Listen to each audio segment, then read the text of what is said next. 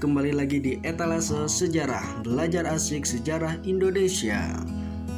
Di video kali ini kita masih membahas mengenai latar belakang lahirnya kolonialisme dan imperialisme.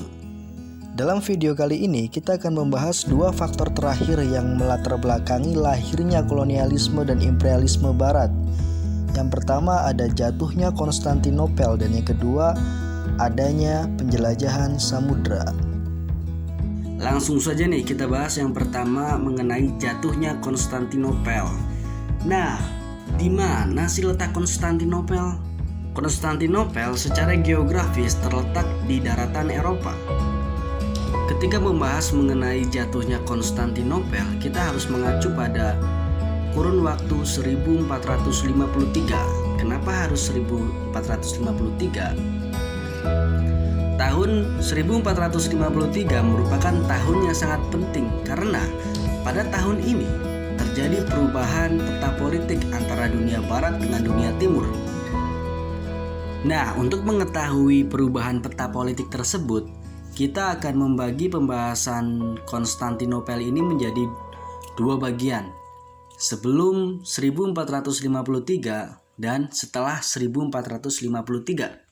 Konstantinopel sebelum 1453 merupakan sebuah ibu kota sekaligus pusat pemerintahan dari Kekaisaran Romawi Timur, Byzantium Empire.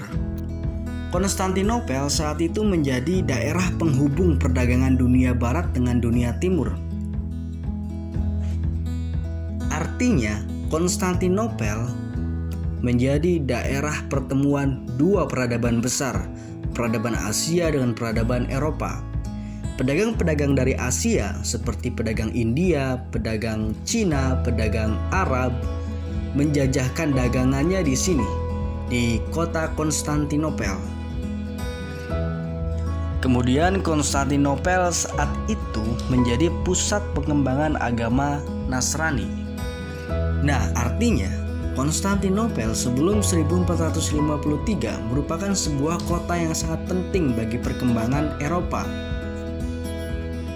Selanjutnya kita akan bahas Konstantinopel setelah tahun 1453. Tahun 1453 merupakan tahun yang sangat sulit bagi Kekaisaran Romawi Timur, di mana benteng pertahanan terakhir dari Romawi Timur berhasil diambil alih oleh tentara Muslim dari Turki Utsmani di bawah kekuasaan Sultan Al-Fatih atau Sultan Mehmed II. Semenjak Konstantinopel diambil alih oleh Kesultanan Turki Utsmani, masyarakat Eropa mulai tidak leluasa dalam melakukan kegiatan perdagangan. Berikut ini merupakan dampak jatuhnya Konstantinopel bagi Eropa. Yang pertama, masyarakat Eropa tidak bisa dengan mudah mendapatkan barang dagang yang berasal dari daratan Asia. Nah, hal ini dipicu karena Kesultanan Turki Utsmani yang menduduki Konstantinopel menerapkan berbagai macam peraturan yang sangat menyulitkan pedagang-pedagang Eropa. Yang kedua, terjadi depresi ekonomi di beberapa negara Eropa. Nah, ini yang menjadi masalah besar bagi Eropa. Perdagangan rempah-rempah yang saat itu menjadi komoditas utama bagi masyarakat Eropa mulai tidak berjalan dengan semestinya karena pasokan rempah-rempah dari daratan Asia mulai susah untuk didapatkan. Ketiga, masyarakat Eropa mulai tertantang untuk mendapatkan rempah-rempah dari daerah penghasilnya. Nah, ini menjadikan masyarakat Eropa mulai berlomba-lomba dalam melakukan pencarian daerah baru.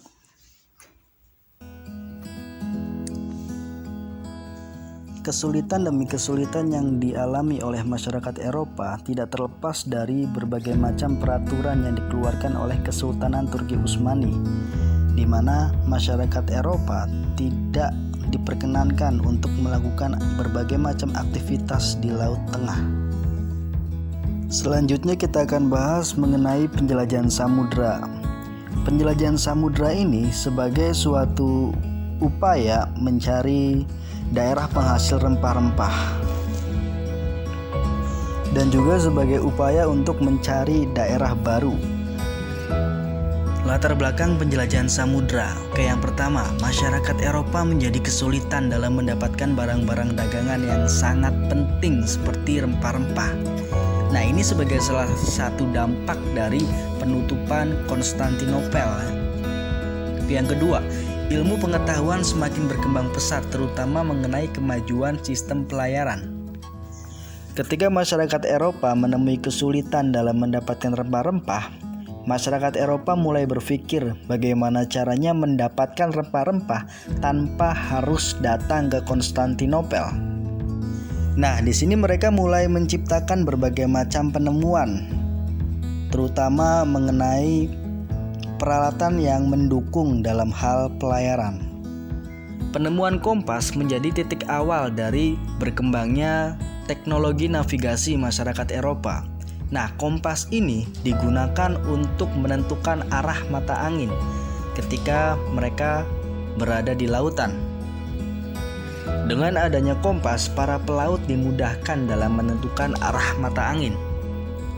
Selain perkembangan teknologi, perkembangan ilmu pengetahuan pun sangat berkontribusi dalam penjelajahan samudra. Anggapan Kopernikus mengenai bumi itu bulat sangat mendorong para pelaut untuk melakukan penjelajahan samudra.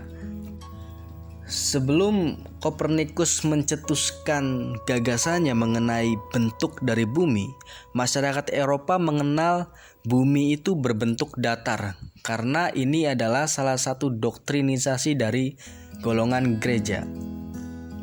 Oleh karena itu, Kopernikus sangat ditentang oleh golongan gereja. Kemudian para pelaut Eropa juga sangat didorong oleh kisah dari perjalanan Marco Polo, seorang pelaut dari Venesia atau Italia, di mana kisah-kisahnya sangat memotivasi para penjelajah Eropa untuk melakukan penjelajahan samudra. Dengan dibekali berbagai macam ilmu pengetahuan mengenai navigasi, masyarakat Eropa mulai memberanikan diri dalam melakukan penjelajahan samudra. Penjelajahan samudra dipelopori oleh bangsa Portugis. Nah, inilah peta penjelajahan samudra. Yang pertama yang mengawali penjelajahan samudra itu bangsa Portugis, kemudian ada bangsa Spanyol, dan disusul oleh Inggris, kemudian Belanda yang terakhir. Nah, untuk pembahasan tokoh-tokoh penjelajah samudra akan kita bahas di video selanjutnya. Sampai jumpa semuanya. Wassalamualaikum warahmatullahi wabarakatuh.